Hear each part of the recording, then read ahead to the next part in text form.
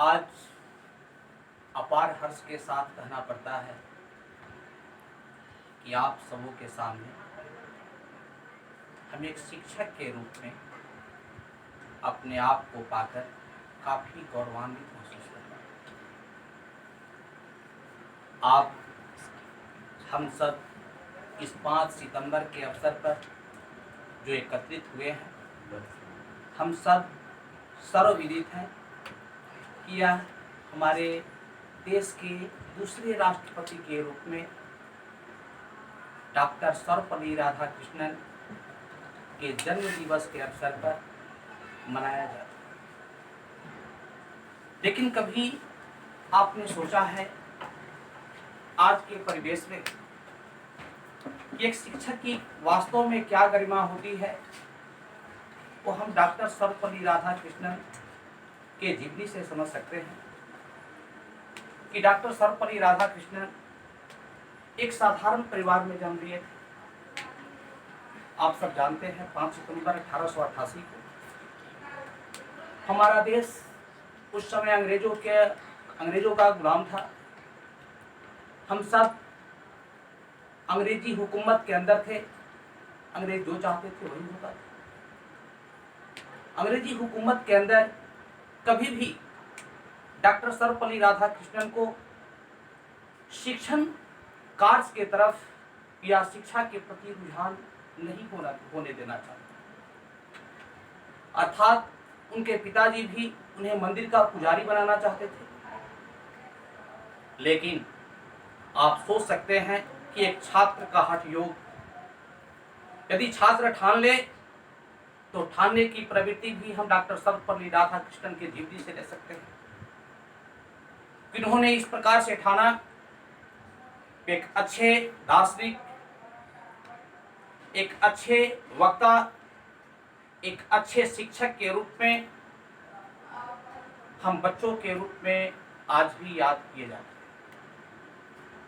आप यह भी सोच सकते हैं कि जो व्यक्ति राष्ट्रपति के रूप में भारत के प्रथम नागरिक के रूप में प्रसिद्ध हुए,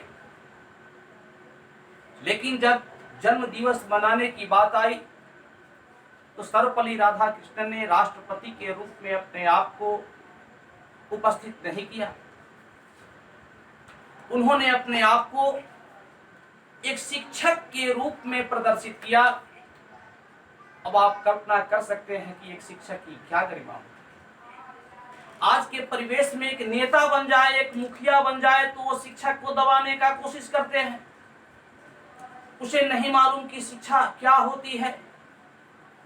लेकिन एक राष्ट्रपति बनने के बाद भी डॉक्टर सर्वपल्ली राधाकृष्णन अपने आप को एक शिक्षक के रूप में पहचान दिया और उन्होंने बच्चों से कहा कि हमारी आखिरी इच्छा यही है कि हमारे जन्म दिवस को एक राष्ट्रपति के रूप में नहीं, एक शिक्षक दिवस के रूप में मनाओ। और आज हम सब इसी शिक्षक दिवस के अवसर पर एकत्रित हैं। शिक्षक वास्तव में क्या होता है? अगर हम पूछें तो बहुत सारे बच्चे वही किताबी ज्ञान कहेंगे कि भाई अंधकार से प्रकाश की ओर ले जाए, उसे हम शिक्षक कहते हैं। लेकिन याद रखो, शिक्षक तो अंधकार से प्रकाश की ओर ले जाते ही हैं, लेकिन इससे पहले बच्चे का भी बहुत बड़ा उत्तरदायित्व तो होता है। आज के जो परिवेश के शिक्षक हैं या बच्चे हैं, शिक्षक कितने अनुशासित हैं, बच्चे कितने अनुशासित हैं, इसके लिए हमारी व्यवस्था तो जिम्मेदार है ही, लेकिन हम शिक्षक भी बहुत बड़े जिम्मेदार हैं। क्योंकि हम जैसे शिक्षक जो इस परिवेश में हैं, हम अपने मूल को छोड़ दिए हैं, हम अपने मूल से भटक गए हैं। जो हमारा कर्तव्य होना चाहिए, बच्चों के प्रति जो हमारा उत्तरदायित्व होना चाहिए, क्या हम सही कार्य कर रहे हैं? तो निश्चित ही अपने अंतरात्मा से अगर पूछें तो आपको इस बात का एहसास होगा। और हम क्या करते हैं, हम कैसे अपने बच्चों के साथ, अपने छात्रों के साथ, अपने छात्रों के जीवन के साथ जीवन को आगे बढ़ाने की दिशा में कितना कार्य करते हैं। अगर हमारी आत्मा स्वीकार करती है इसे, तो निश्चित ही वो शिक्षक एक अच्छे आदर्श शिक्षक के रूप में है। वो शिक्षक अपने आप को एक शिक्षक के रूप में प्रदर्शित कर सकते हैं, वे गौरवान्वित महसूस करते हैं। लेकिन आज के शिक्षक इस दिवस पर क्या करते हैं? इस दिवस पर बच्चों के साथ केक काटना, मीठी मीठी बातें करना, ये हम शिक्षक का काम नहीं। शिक्षक क्या है? तो शिक्षक वह कुम्हार की तरह है जो अंदर से हाथ तो सहार देता है, लेकिन बाहर से वह चोट मारता है। वह चोट किस दिशा में उसे ले जाता है? तो निर्माण की दिशा में ले जाता है। अर्थात हम शिक्षक युग निर्माण के प्रतीक हैं। हम शिक्षक युग निर्माण के प्रतीक हैं।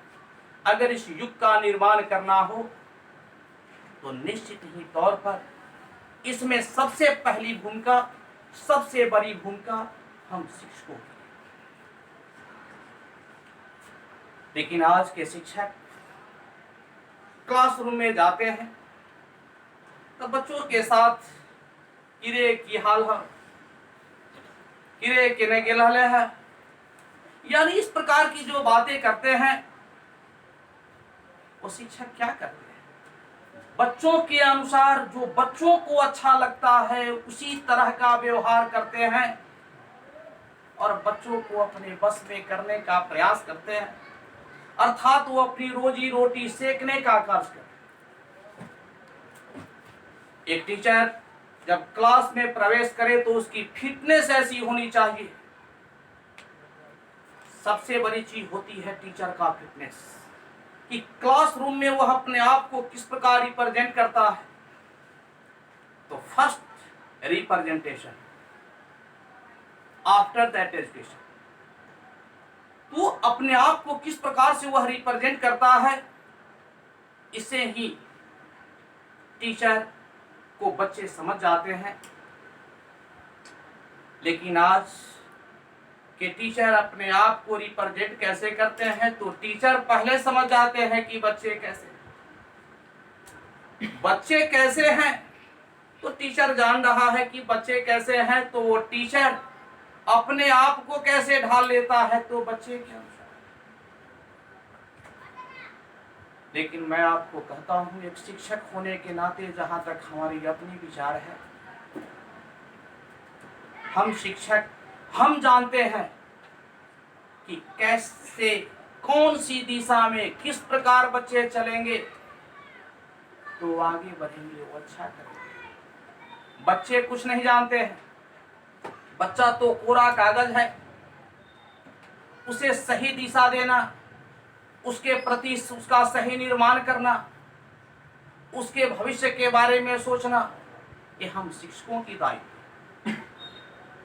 क्योंकि हमारे समाज में आज भी बहुत ऐसे पेरेंट हैं जो पैसा तो देना जानते हैं, लेकिन उनके पास इतना अनुभव नहीं कि हमारे बच्चे किस दिशा में जाए। हमारा यह वीडियो देखेंगे तो बहुत सारे शिक्षक अवश्य इस पर मंथन करेंगे।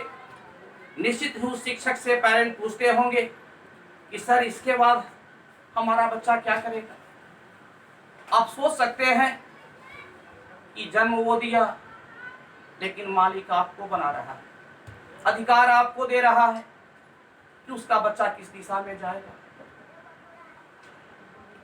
तो मैं बहुत ज्यादा तो नहीं कहना चाहता, लेकिन अगर हम सर्वपल्ली राधाकृष्णन के जन्मदिन को इस रूप में मनाते हैं तो उनके जीवन से हमें बहुत बड़ी सीख लेनी चाहिए कि किस प्रकार उनका एक आदर्श जीवन था, किस प्रकार उनका एक आदर्श चरित्र था।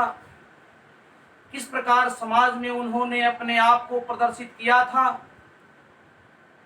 अगर बात की जाए डॉक्टर सर्वपल्ली राधाकृष्णन के जीवन से, तो कुछ उनके जीवन से मिलता जुलता असर जानते हैं किनमें था? तो हमारे भारत के राष्ट्रपति एपीजे अब्दुल कलाम ने, जो राष्ट्रपति बनने के बाद भी वो बच्चों के साथ थे। उनकी हार्दिक इच्छा यही रहती थी कि मैं बच्चों के साथ रहूं, मैं युग निर्माण में, बच्चों के निर्माण में अपना सहयोग करूं। तो मतलब स्पष्ट है कि मैं बच्चों के लिए यही संदेश देना चाहता हूं कि वो आगे बढ़े, वो निर्माण सोचे कि हमें क्या करना है, हमें अपने आप को निर्माण करना है। और शिक्षक दिशा निर्देशक है।